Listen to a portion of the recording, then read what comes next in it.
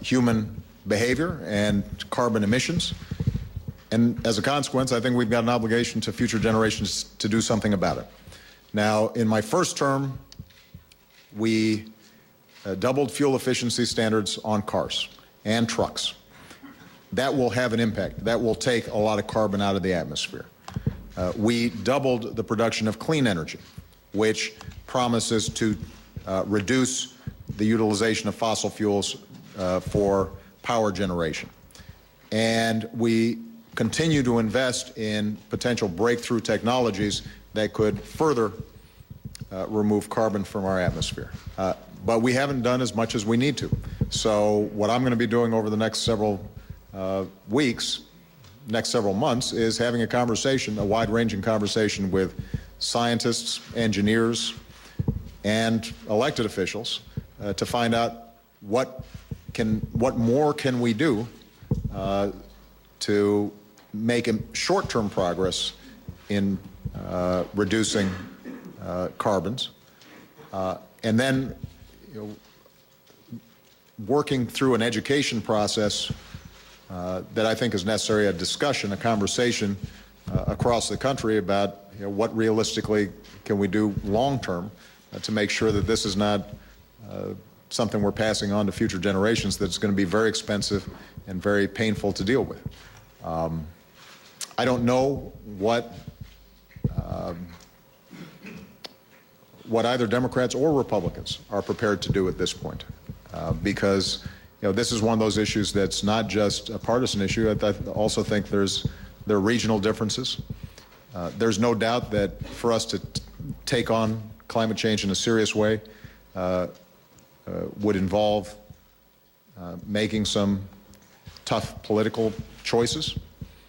And understandably, I think the American people right now have been so focused and will continue to be focused on our economy and jobs and growth that if the message is somehow we're going to ignore jobs and growth simply to address climate change, I don't think anybody's going to go for that. I won't go for that. If, on the other hand, we can shape an agenda that says we can create jobs, advance growth, and make a serious dent in climate change and be an international leader, I think that's something that the American people would support. So, you can expect that you'll hear more from me in the coming months and years about how we can shape an agenda that garners bipartisan support and helps moves this agenda forward. It sounds like you're saying, though, in the current environment, we're probably still short of a consensus on some kind of attack. That I'm pretty certain of. And look, we're still trying to debate whether we can just make sure that middle-class families don't get a tax hike. Let's see if we can resolve that. That should be easy. This one's hard, but it's important because one of the things that we don't always factor in are the costs involved in these natural disasters. We just put them off as something that's unconnected to our behavior right now, and I think what based on the evidence we're seeing is that what we do now is going to have an impact and a cost down the road if we don't do something about it. All right, last question. Mark Felsenthal. Where's Mark? Thank you. Mr. President, the Assad regime is engaged in a brutal crackdown on its people. France has recognized the opposition coalition. What would it take for the United States to do the same? And is there any point at which the United States would consider arming the rebels? I was one of the first leaders, I think, around the world to say Assad had to go in response to the incredible brutality that his government displayed in the face of what were initially peaceful protests. Obviously, the situation in Syria has deteriorated since then. We have been extensively engaged with the international community as well as regional powers to help the opposition. We've committed to hundreds of millions of dollars of humanitarian aid to help folks both inside of Syria and outside of Syria. We are constantly consulting with the opposition on how they can get organized so that they're not splintered and divided in the face of the onslaught from the Assad regime. We are in very close contact with countries like Turkey and Jordan that immediately border Syria and have an impact, and obviously Israel, which is having already grave concerns, as we do, about, for example, movements of chemical weapons that might occur in such a chaotic atmosphere. And they could have an impact not just within Syria, but on the region as a whole. I'm encouraged to see that the Syrian opposition created an umbrella group that may have more cohesion than they've had in the past. We're going to be talking to them. My envoys are going to be traveling to various meetings that are going to be taking place with the international community and the opposition. We consider them a legitimate representative of the aspirations of the Syrian people.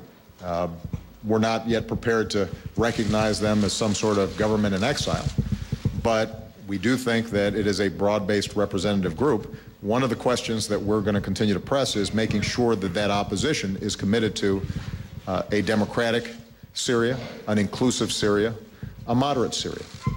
We have seen extremist elements insinuate themselves into the opposition. And one of the things that we have to be on guard about, particularly when we start talking about arming opposition figures, is that we're not indirectly putting arms in the hands of folks who would do Americans harm or do Israelis harm or otherwise engage in actions that are detrimental to our national security. So we're constantly probing and working on that issue. The more engaged we are, the more we'll be in a position to make sure that that we are encouraging the most moderate, thoughtful elements of the opposition that are committed to inclusion, observance of human rights, and working cooperatively with us over the long term. All right? Thank you very much.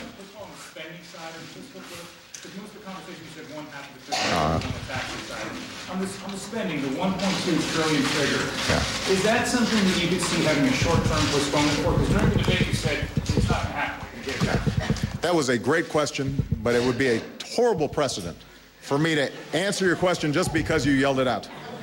So, thank you very much, guys.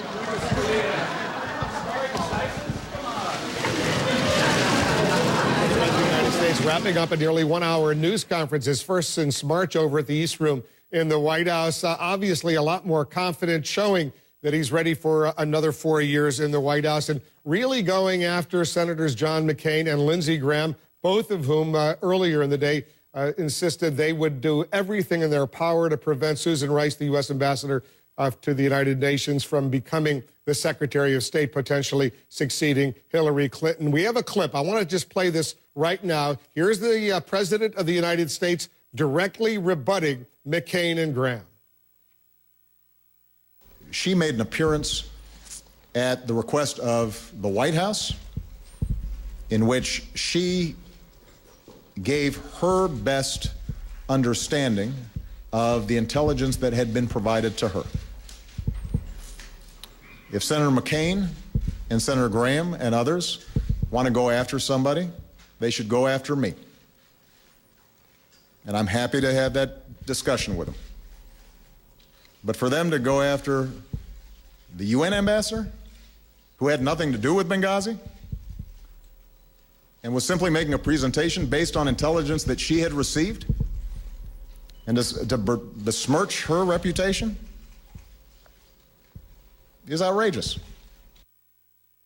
That's just the beginning. We have a lot to dissect right now. I'm joined by an excellent panel here in Washington. Our chief political analyst, Gloria Borger, is here. Our CNN political contributors, Donna Brazil and Alex Castellanos. Our national security contributor, Fran Townsend. She's also a member of the CIA's External Advisory Board. We have our chief business correspondent, Ali Velshi in New York. our senior congressional correspondent, Dana Bash, and our chief White House correspondent, Jessica Yellen, who asked President Obama the second question of the news conference. Let me start, Jessica, with you. The president clearly on fire. He was angry at these two Republican senators for saying what they said about Susan Rice. He says he hasn't made a decision on whether he will nominate her to try to succeed Hillary Clinton as Secretary of State, but we rarely see those kinds of bitter words publicly from the president going after two Republican lawmakers.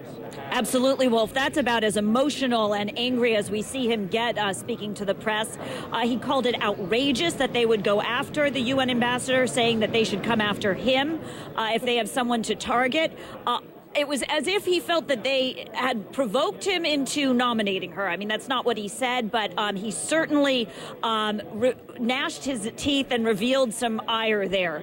The president and the White House have maintained, I should say White House aides have maintained all along that the intelligence will ultimately reveal that what Susan Rice said on those morning shows will prove to be true in the end once all is uncovered and the investigations are done. Clearly, he feels very defensive of her.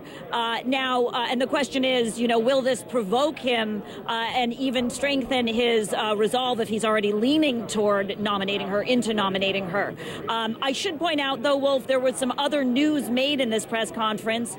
We heard the president say clearly that he does not think on the fiscal cliff that this idea that's been floated that just instead of closing deductions and not touching rates, that will not be a go for him. He is not a fan of that option.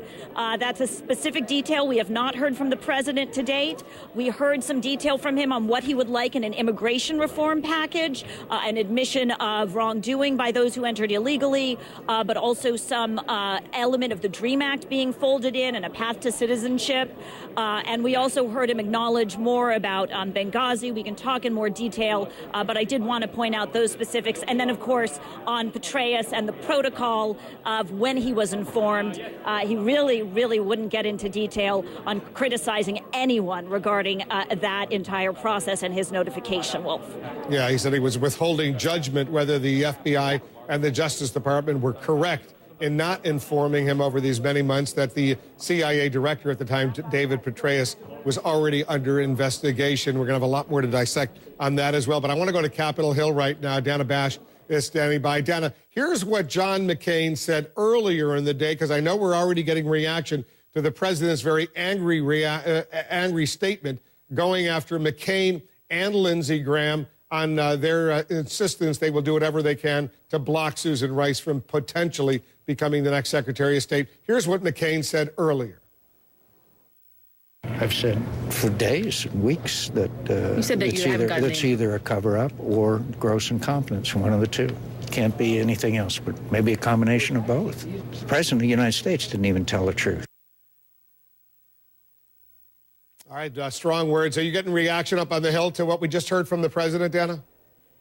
I am. I'm getting. First of all, let me just clarify, Wolf, that was actually John McCain yesterday. You were absolutely right that John McCain and Lindsey Graham were very, very forceful in insisting that they do not want Susan Rice to be put up for Secretary of State, and nor do they want anybody who was involved, in their words, in Benghazi, because they simply don't trust them. But it was very clear that Lindsey Graham was watching the president very closely, very carefully, because as the president was finishing, we got a statement from Lindsey Graham, and I will read it, responding.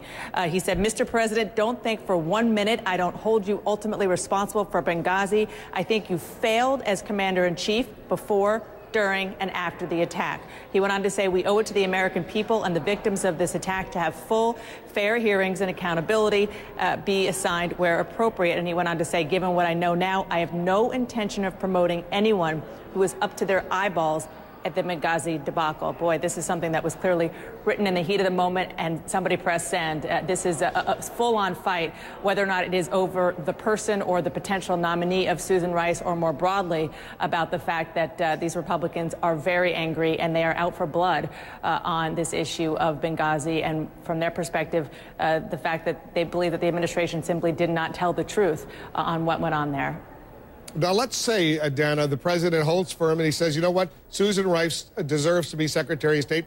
He puts her name up for nomination. She has to go before the Senate Foreign Relations Committee. The Senate has to vote. There are now effectively 55 Democrats in the Senate, if you bring in both of the newly elected independents, 45 Republicans. That's a majority if all the Democrats hold firm. Now, the Republicans presumably could try to use a filibuster. Here's the question. Would the Democrats have more than 60 votes necessary